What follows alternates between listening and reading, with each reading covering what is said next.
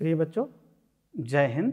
हिंदी साहित्य के इतिहास का विकास को आइए अब हम भाग 2 में अध्ययन करते हैं। सचेतन कहानी। सन 1960 तक आते आते नई कहानी की सीमाएं प्रकट होने लगी थीं। निरर्थकता और निष्क्रियता ने इस युग की कहानी को घेर लिया था। इसके प्रमुख कहानीकार हैं धर्मेंद्र गुप्त, जगदीश चतुर्वेदी, मधुकर सिंह, मनहर चौहान आदि प्रमुख हैं। कहानी के प्रमुख तत्व। बच्चों, यहाँ पर उपन्यास और कहानी के तत्व एक समान होते हैं, इसलिए किसी एक की अगर याद करेंगे तो आपको याद रखने में सुविधा होगी। प्रमुख कहानीकार और कहानियाँ। शिव प्रसाद सितारे हिंद, इनकी कहानियाँ हैं राजा भोज का सपना। किशोरीलाल गोस्वामी इंदुमती, विश्वंभर नाथ शर्मा कौशिक ताई रक्षा बंधन विद्रोही आदि हैं। हिंदी निबंध का विकास। प्रिय बच्चों, अब हम निबंध के उद्भव एवं विकास की ओर भी चर्चा कर लेते हैं। निबंध मूलतः 19वीं सदी के उदारवादी युग की उपज है। वैचारिक स्वाधीनता निबंध की पहली प्रतिज्ञा है। आचार्य रामचंद्र शुक्ल ने स्पष्ट किया है, आधुनिक लक्षणों के अनुसार निबंध उसी को कहना चाहिए जिसमें व्यक्तित्व अर्थात व्यक्तिगत विशेषता हैं। उन्होंने लिखा है, यदि गद्य कवियों या लेखकों की कसौटी है तो निबंध गद्य की कसौटी है। निबंध एक महत्वपूर्ण विधा है।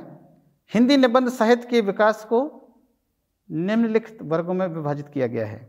पहला, भारतेंदु युग सन 1850 से 1900 ईस्वी तक।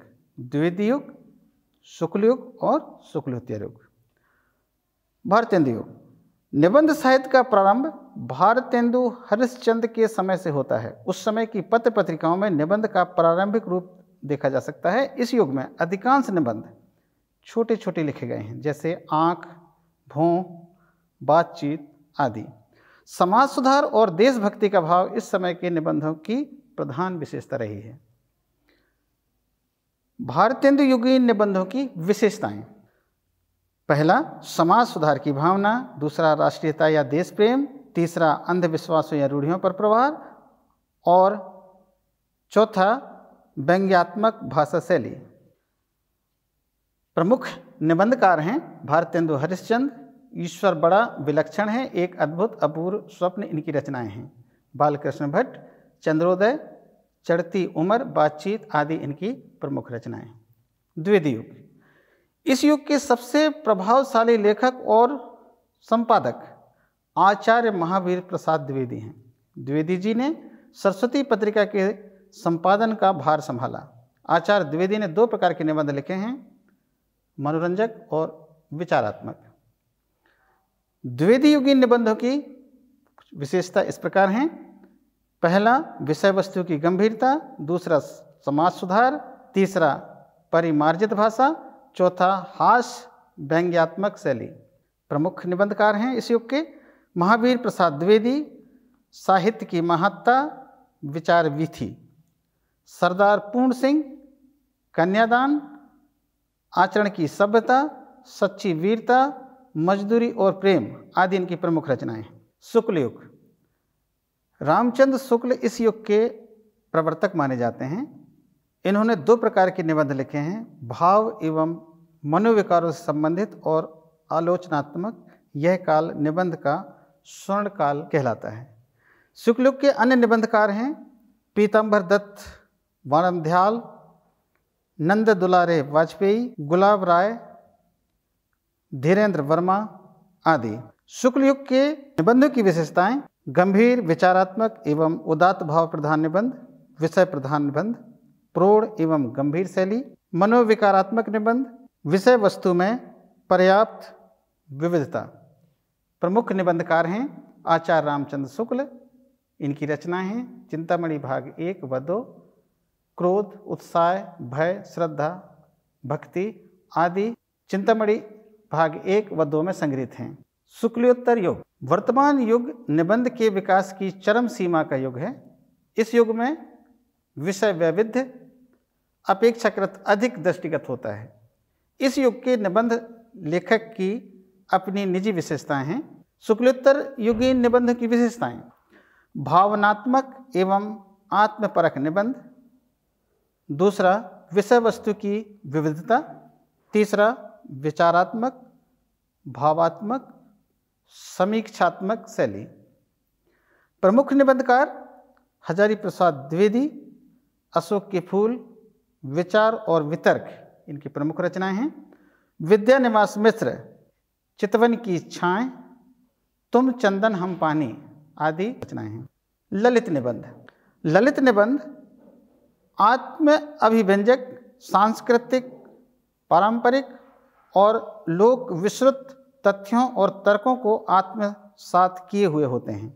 अनिवार्यतः उनमें कथा का चुटीलापन, अनौपचारिक संवादों का टकापन और माटी का सौंधा बघार होता है, जो निबंधकार को सांस्कृतिक पुरुष की संज्ञा दिलाने में समर्थ है।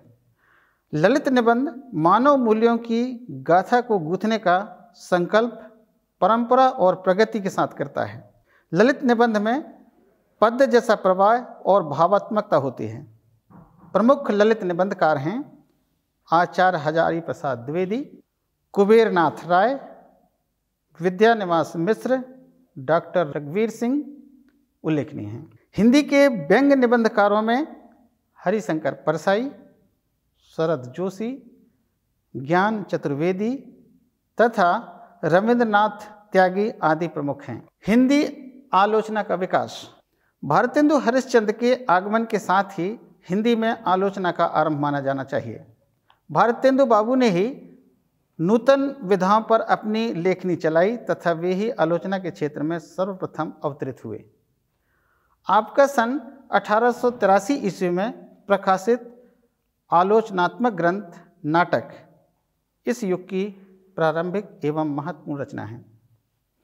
चौधरी बद्रीनारायण प्रेमधन द्वारा आनंद कादम्बिनी पत्रिका में संयोगिता स्वयंवर एवं जंग विजेता पुस्तकों की विस्तृत रूप में आलोचना की गई।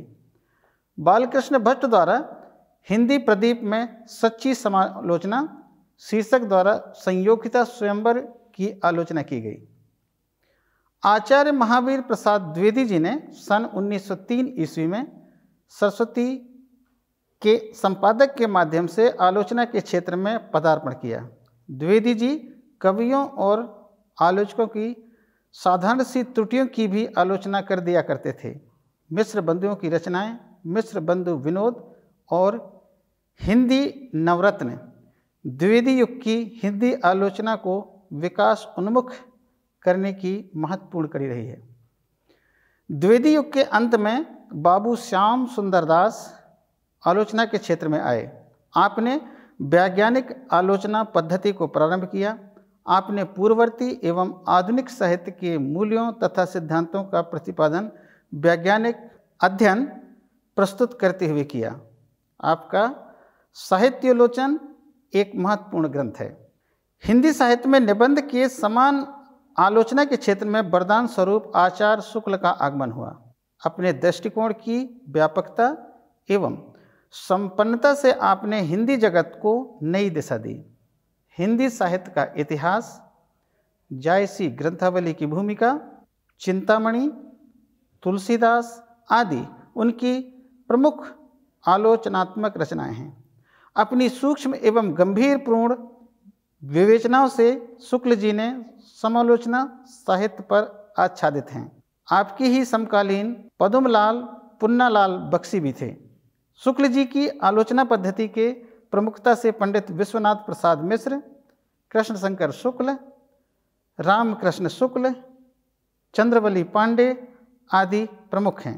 आलोचना के क्षेत्र में नई क्षितिजों की खोज में नए मापदंडों की स्थापना आचार्य हजारी प्रसाद द्विवेदी, आचार्य नंद दुलारे वाजपेयी एवं डॉक्टर नगेंद्र द्वारा की गई।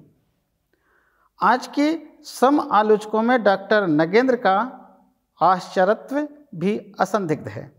मार्क्सवादी आलोचकों में डॉक्टर रामविलास शर्मा, शिवदान सिंह चौहान, अमृत राय आदि के नाम आदरपूर्वक लिए जा सकते हैं। स्वतंत्रता के पश्चात हिंदी आलोचना का पर्याप्त विकास हुआ। दुनिया की सभी भाषाओं की आलोचनाएं और हिंदी आलोचना में परस्परता बनी रही। काव्य शास्त्रीय आलोचना के स्थान पर नई आलोचना सामने आई। इस आलोचना से काव्य के सैद्धांतिक और व्यवहारिक रूप स्थिर हुए। इस समय के प्रमुख आलोचकों के रूप में विश्वंभरनाथ उपाध्याय, विद्यानिवास मिश्र, आचार्य नंद दुलारे वाजपेयी, आचार्य राममूर्ति त्रिपाठी, भागीरथ प्रसाद मिश्र आदि के नाम लिए जाते हैं। डॉक्टर नरवर सिंह, अशोक वाजपेयी, डॉक्टर धनंजय वर्मा आदि हिंदी साहित्य के जाने माने व्यवहारिक आलोचक हैं। आज नए साहित्य और नए युग के संदर्भ में आलोचना का उत्तरदायित्व पहले की अपेक्षा अधिक बढ़ गया है। आज आलोचकों को पहले की अपेक्षा अधिक सतर्क तथा जागरूक रहकर अपनी सशक्त भूमिका का निर्वाह करना पड़ रहा है। हिंदी के प्रमुख आलोचक एवं उनकी रचनाएं। प्रमुख आलोचक हैं आचार्य रामचंद्र शुक्ल, रसमीमांसा, भ्रमर गीतसार, जायसी ग्रंथावली आदि इनकी प्रमुख रचनाएं हैं। इसके पश्चात आते हैं नंद दुलारे वाजपेयी, हिंदी साहित्य 20वीं सदी, नया साहित्य, नए प्रश्न इनकी प्रमुख रचनाएं हैं। गद्य रचना की लघु विधाएं। हिंदी गद्य की गौण प्रकीर्ण विधाओं में आत्मकथा, रेखाचित्र, रिपोर्ताज, जीवनी, यात्रा वर्णन, संस्मरण पत्र साहित्यिक प्रमुख हैं। बच्चों आइए अब हम आत्मकथा की ओर चलते हैं। इस विधा में रचनाकार दृष्टा एवं भोक्ता दोनों बना रहता है। मानव जीवन में अटूट आस्था का होना आत्मकथा का प्रमुख तत्व है।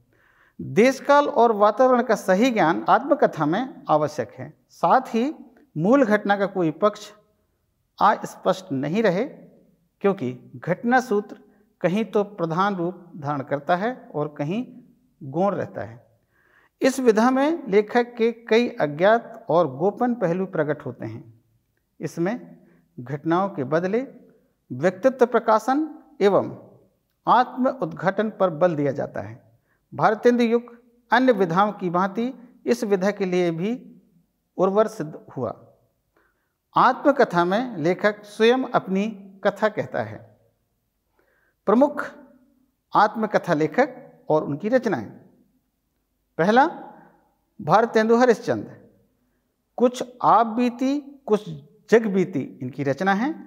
राहुल सांकृत्यायन, मेरी जीवन यात्रा इनकी प्रमुख रचना है।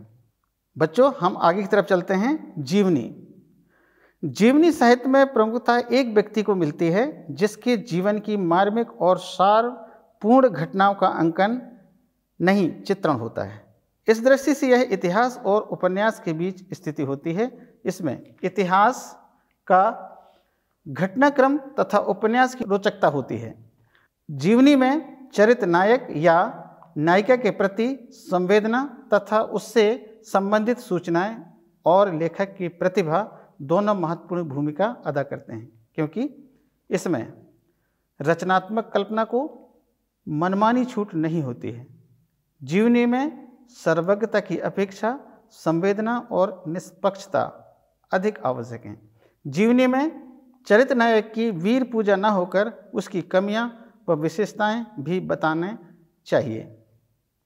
आधुनिक काल में जीवनी ने बहुत लोकप्रियता प्राप्त की है। भारतेंदु युग में जीवनी लेखकों में कार्तिक प्रसाद खत्री, देवी प्रसाद मुंसिफ और जंग बहादुर आदि प्रमुख हैं।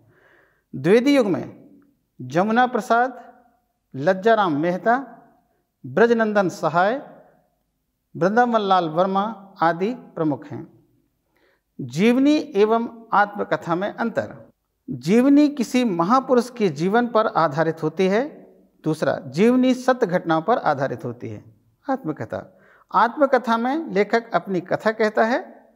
दूसरा, इसमें घटनाओं के बदले व्यक्तित्व प्रकाशन एवं आत्म उद्घाटन पर बल दिया जाता है। प्रमुख जीवनी लेखक रामविलास शर्मा, निराला की साहित्यिक साधना इनकी रचना है।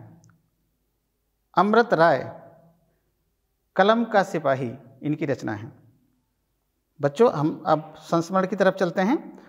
संस्मरण का तात्पर्य है सम्यक स्मरण, अर्थात जब लेखक अनुभूत की गई घटनाओं का अथवा किसी व्यक्ति या वस्तु का मार्मिक वर्णन अपनी स्मृति के आधार पर करता है तो वह संस्मरण कहलाता है। संस्मरण कथा न होकर कथा आभास है।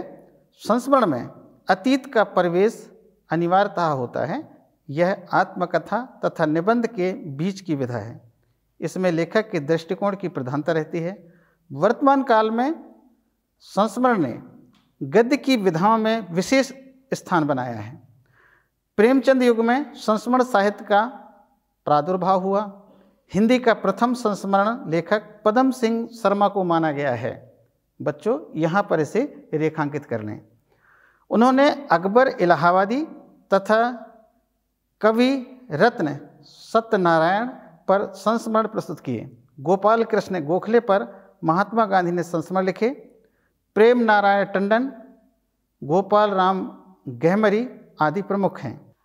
प्रमुख संस्मरण लेखक और उनकी रचनाएं: शिवरानी देवी, प्रेमचंद घर में इनकी रचना है। उपेंद्रनाथ अस्क इनकी रचना है। मंटहा मेरा दुश्मन। बच्चों यहाँ पर हम रेखा चित्र की ओर चलते हैं। अब आगे रेखा चित्र अंग्रेजी का स्केच शब्द है जिसका अर्थ है शब्द चित्र। जब हम किसी घटना, व्यक्ति या वस्तु का शब्दों के माध्यम से ऐसा कलात्मक वर्णन करते हैं कि आंखों के सामने चित्र सा उपस्थित हो जाता है, उसे रेखा चित्र कहते हैं।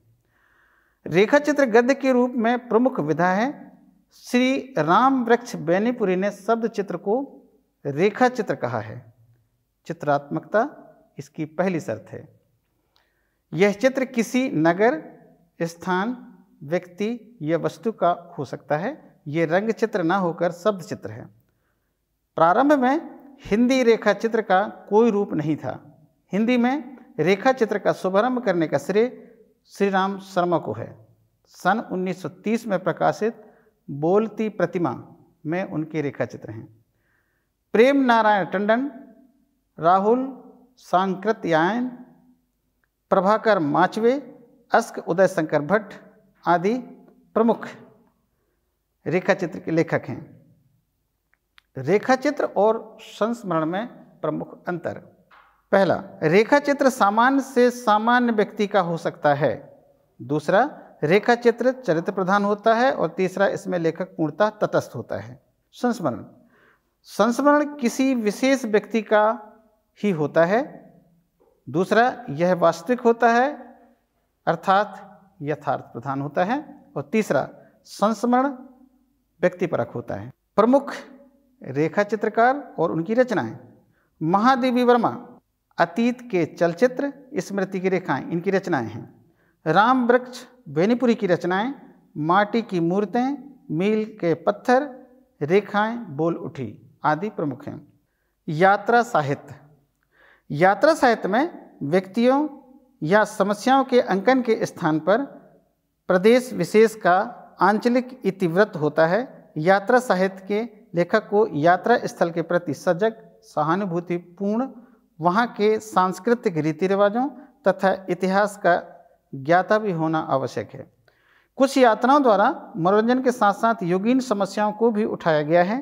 कहीं कहीं इनमें साहित्यिकता कम, भौगोलिकता एवं धर्म प्रधानता अधिक हैं। यात्रा साहित्य में लेखक को तटस्थ रहना आवश्यक है। राम नारायण मिश्र, यूरोप यात्रा 6 मास, कन्हैयालाल मिश्र, हमारी जापान यात्रा, जवाहरलाल नेहरू, आँखों देखा रूस आदि प्रमुख यात्रा साहित्य लेखक हैं। यात्रा वृत्तांत लेखक और उनकी रचनाएं: राहुल सांकृत्यायन, घुमक्कड़ शास्त्र इनकी रचना है। रामधारी सिंह दिनकर इनकी रचना है देश विदेश आदि प्रमुख हैं। ये रिपोर्ताज: फ्रांसीसी शब्द रिपोर्ताज का अंग्रेजी के रिपोर्ट से गहरा संबंध है। रिपोर्ताज में सूचना के अतिरिक्त साहित्यिकता भी होती है। रिपोर्ताज का संबंध वर्तमान से होता है। ये सूचनात्मक होते हैं। बंगाल के अकाल पर रांगे राघव ने अनेक रिपोर्ताज लिखे हैं। तूफानों के बीच संग्रह में रागे राघव के रिपोर्ताज प्रकाशित हुए। इस विधा में डॉक्टर प्रकाश चंद्र गुप्त का नाम भी उल्लेखनीय है। इनके घटना प्रधान रिपोर्ताज रेखा चित्र नामक संग्रह में प्रकाशित हुए। उपेंद्र नाथ अस्क के रेखाएं तथा चित्र नामक संग्रह में उनके रिपोर्ताज मिलते हैं। भदंत आनंद कौशल्यायन देश की मिट्टी बुलाती है, धर्मवीर भारती युद्ध यात्रा, शमशेर बहादुर सिंह प्लाट का मोर्चा, डॉक्टर भगवत शरण उपाध्याय खून के छींटे आदि प्रमुख रिपोर्ताज हैं। पत्र साहित्य। कलात्मक पत्र ऐसी साहित्यिक विधा है जिसके द्वारा लेखक की भिन्न भिन्न साहित्यिक तथा सांस्कृतिक भाव दशाओं, उनकी रुचियों अरुचियों, उसके सामाजिक और व्यक्तिक संबंधों आदि का आश्चर्यजनक परिज्ञान होता है।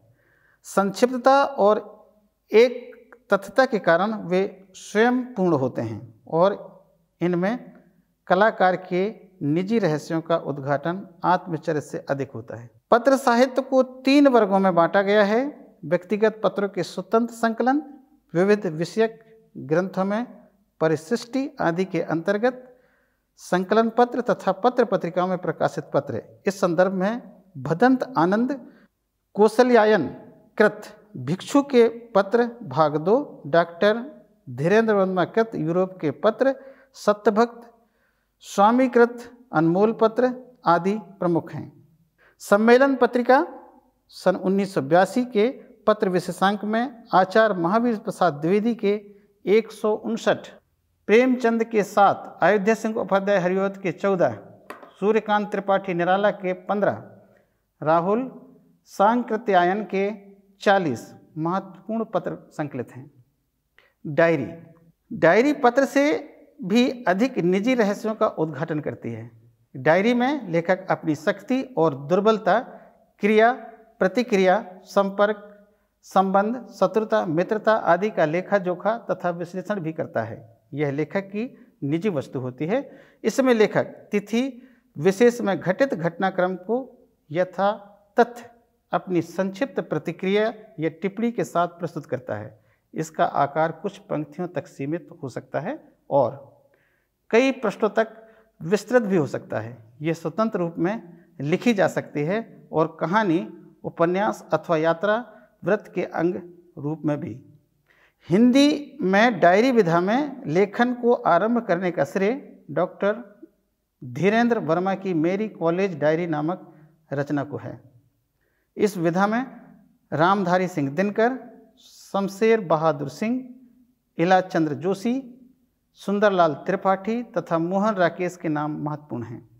भेंट वार्ता। किसी महत्वपूर्ण व्यक्ति से पूर्व में ही निर्धारित किसी विशिष्ट विषय पर कुछ प्रश्न किए जाते हैं और प्राप्त उत्तरों को लिपिबद्ध रूप में प्रस्तुत करना ही भेंट वार्ता कहलाता है। यह प्रश्नोत्तर शैली में लिखी जाती है। जिस व्यक्ति से भेंट की जाती है उससे संबंधित व्यक्तिगत जानकारी व संबंधित प्रसंगों का उल्लेख कर भेंट वार्ता को रोचक बनाया जा सकता है। हिंदी में वास्तविक तथा काल्पनिक दोनों प्रकार की भेंट वार्ताएं लिखी गई हैं। पदम सिंह शर्मा, कमलेश और रणवीर रांगा ने वास्तविक भेंट वार्ताएं लिखी हैं। राजेंद्र यादव तथा लक्ष्मी चंद जैन ने कल्पना के आधार पर भेंट वार्ताएं लिखी हैं। गद्य काव्य। गद्य काव्य गद्य और पद्य के बीच की विधा है। इसमें गद्य के माध्यम से किसी भावपूर्ण विषय की काव्यात्मक अभिव्यक्ति होती है। इसका गद्य सामान्य गद्य से अधिक सरस, भावात्मक एवं अलंकृत होता है। यह संवेदना की अभिव्यक्ति इस प्रकार करता है कि पाठक उसे पढ़कर रसमय हो जाता है। इनमें विचारों की अपेक्षा भावों की प्रधानता होती है। यह निबंध की अपेक्षा संक्षिप्त तथा व्यक्तिक होता है। इसमें केवल एक ही केंद्रीय भाव की प्रधानता होती है। इसकी शैली चमत्कारपूर्ण एवं कवित्वपूर्ण होती है। इसमें विचारों का समावेश भावों के रूप में ही होता है। गद्य काव्य में प्रेम, करुणा आदि भावनाएं छोटे छोटे कल्पना चित्रों के माध्यम से व्यक्त की जाती हैं। हिंदी में गद्य काव्य का आरंभ राय कृष्णदास के साधना संग्रह के प्रकाशन से होता है। हमने कुछ प्रश्नों को लिख करके यहाँ पर प्रयास किए हैं बताने का। शुक्ल योग के निबंधों की 2 विशेषताएं तथा इस युग के 2 लेखकों एवं उनकी एक एक रचनाओं के नाम लिखिए। प्रश्न दूसरा, रेखाचित्र एवं संस्मरण में कोई 4 अंतर लिखिए। कहानी और उपन्यास में कोई 4 अंतर लिखिए। प्रश्न चौथा, रिपोर्ताज से क्या आशय है? रिपोर्ताज की 3 विशेषताएं लिखिए। प्रश्न पांचवा, आत्मकथा और जीवनी में कोई 4 अंतर लिखिए। छठवां, नाटक और एकांकी में कोई 4 अंतर लिखिए। सातवां, कहानी के प्रमुख तत्वों के नाम लिखिए तथा किसी एक का वर्णन अपने शब्दों में कीजिए। और इसी के साथ प्रिय बच्चों, एक बार पुनः अभिवादन करते हैं। जय हिंद।